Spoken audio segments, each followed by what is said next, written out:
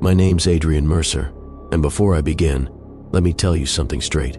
Some places on this earth don't belong to us. They look like they do. Trees, grass, fresh air. But they aren't ours. They're borrowed. And the owners, well, they don't like visitors.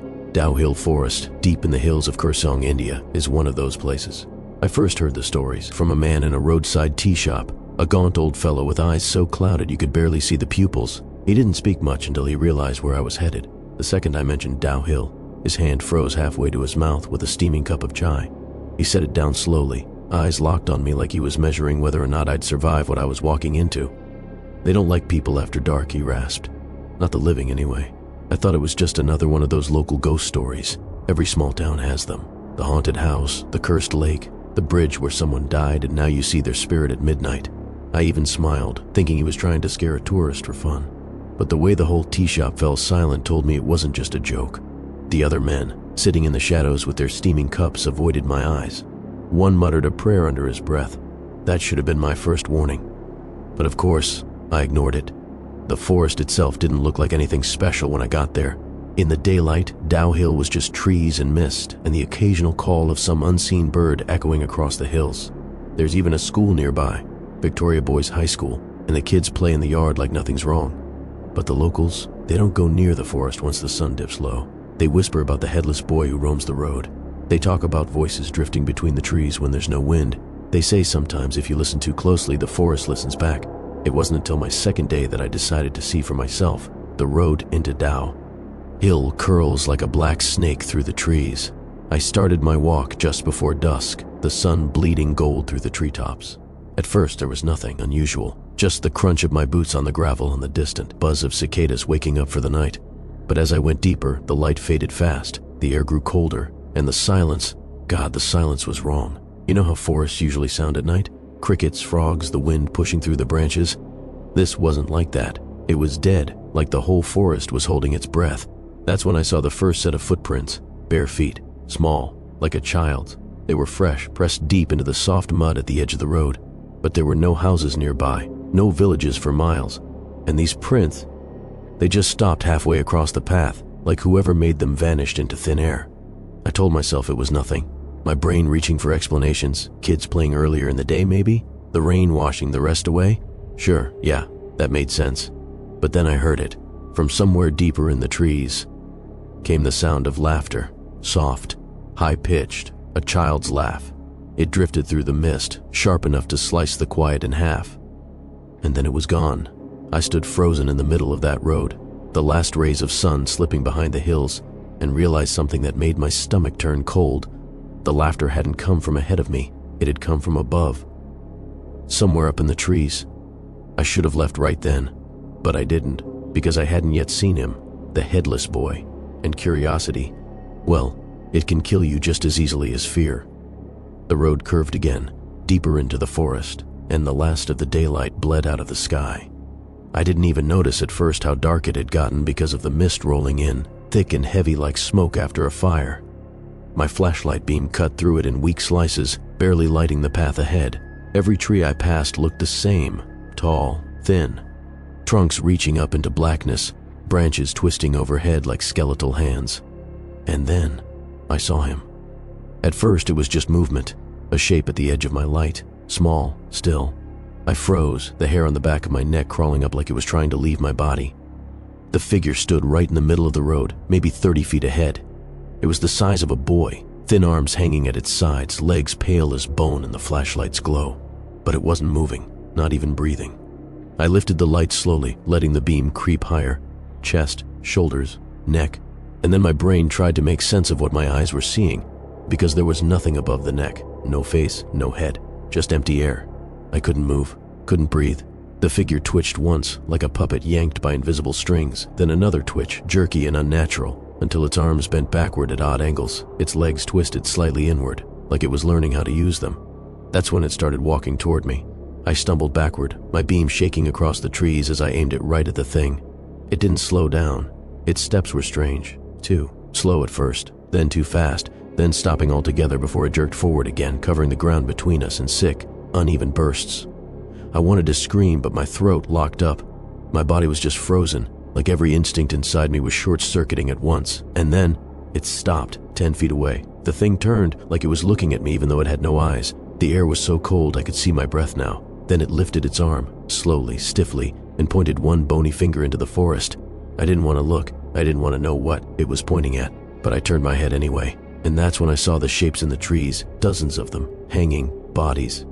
At first I thought they were mannequins, or maybe sacks of clothes tied to the branches as some sick joke, but no, I could see the ropes, could see the way they swayed ever so slightly in the wind that wasn't there. The closest one, its head dangled by a thread of skin, the neck bent almost in half.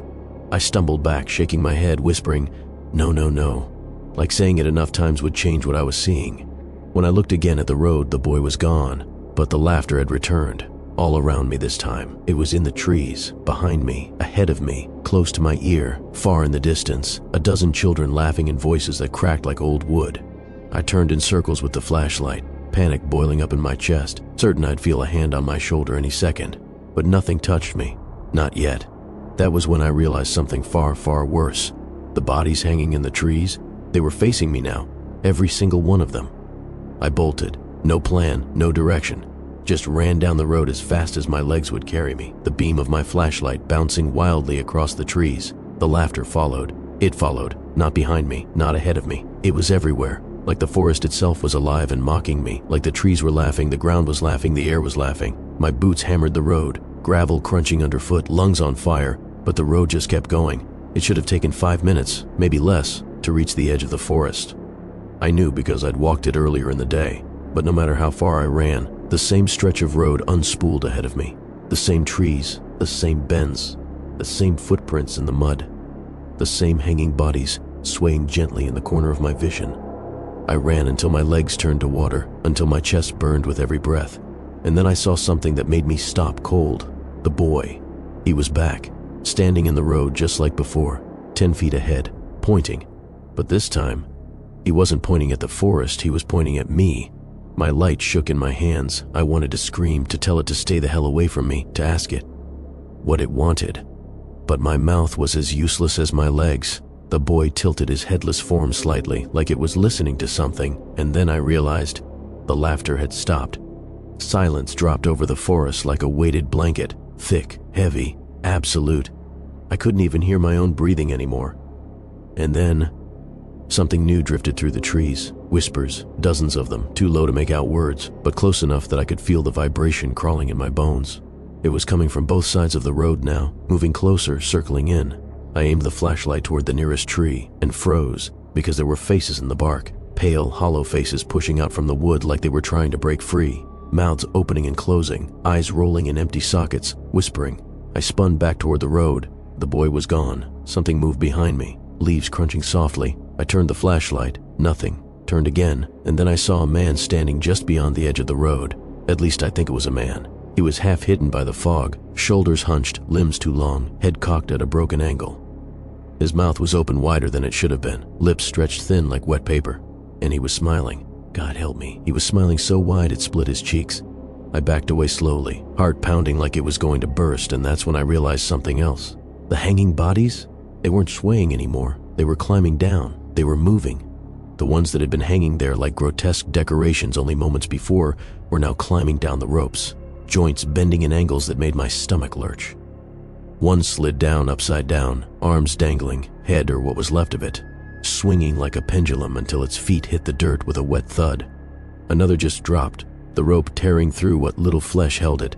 It landed on all fours like some animal before slowly standing upright, bones popping as it straightened. And then they all turned toward me, every single one, dozens of them, their necks bent, their heads twisted, their bodies shuddered like someone was forcing them to remember how to move. I ran again, didn't think, didn't look back. The road stretched on forever, no end in sight, trees closing in tighter and tighter, branches scraping against each other like claws. I could hear the things behind me now, footsteps, dozens of them, not running, just walking, steady, relentless, like they knew I couldn't escape. Up ahead the boy appeared again, still headless, still pointing, but now he was closer, much closer. And as I got nearer, I saw something I hadn't noticed before. Carved into his chest were words, deep jagged cuts spelling out letters in skin and bone. I had to shine the flashlight right on him to read it through the mist. 3 words, Don't look back. My whole body went cold, because that's when I realized the footsteps had stopped. The forest was dead silent again. No wind, no whispers, no movement. Just the boy, standing there, pointing past me. And I knew something was right behind me. I didn't want to turn around. Every instinct screamed at me not to. But slowly, against every ounce of reason I had left, I turned my head. She was standing there. A woman. At least, what had once been a woman. Her hair was matted with dirt, hanging in clumps around a face so pale it looked carved from wax. Her eyes were huge, black pits, too wide for her skull, mouth hanging open in a perfect circle of silent scream. Her arms dangled too long, fingertips brushing the ground, and her jaw, it started opening wider and wider until it cracked, until it split her face in half. She didn't move, didn't make a sound, just stood there, mouth splitting wider and wider until it was nothing but darkness. And then the whispers came back, pouring out of her like smoke. I ran again. I didn't care where, didn't care if the road was real anymore. I just needed to get out. The boy was gone, the woman was gone, but the voices were following me, whispering things I couldn't understand, some too close, some inside my head. The forest wasn't just haunted, it was alive, and it wanted me. My legs were fire, my chest was ripping itself apart with every breath. My flashlight was nothing but a weak sputter now, the battery's dying, its beam cutting through the fog in faint trembling arcs. And then, I saw it, the edge of the forest.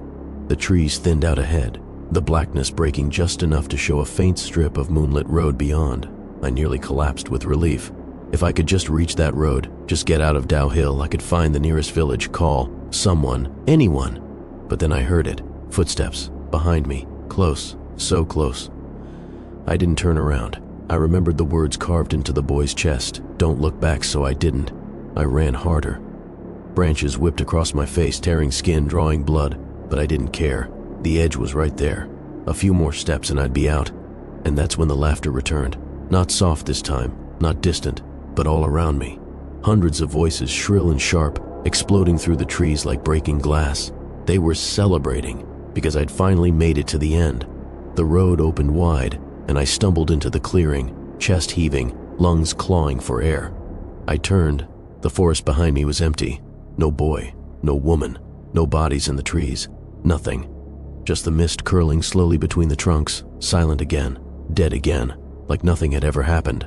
I laughed then, a raw, broken sound. I was out. I was safe, or at least, that's what I thought.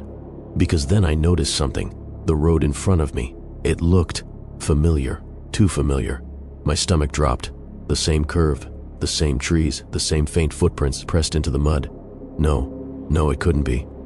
I turned slowly, eyes wide, heart hammering in my throat, and there he was, the Headless Boy, standing right, in the middle of the road, pointing again.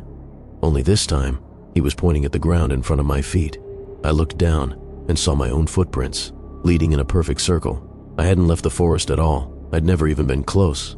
The laughter started again, softer now, like it was mocking me. I turned slowly toward the trees, and that's when I saw them. The faces in the bark, dozens of them, some screaming, some crying, some laughing, and one of them was mine.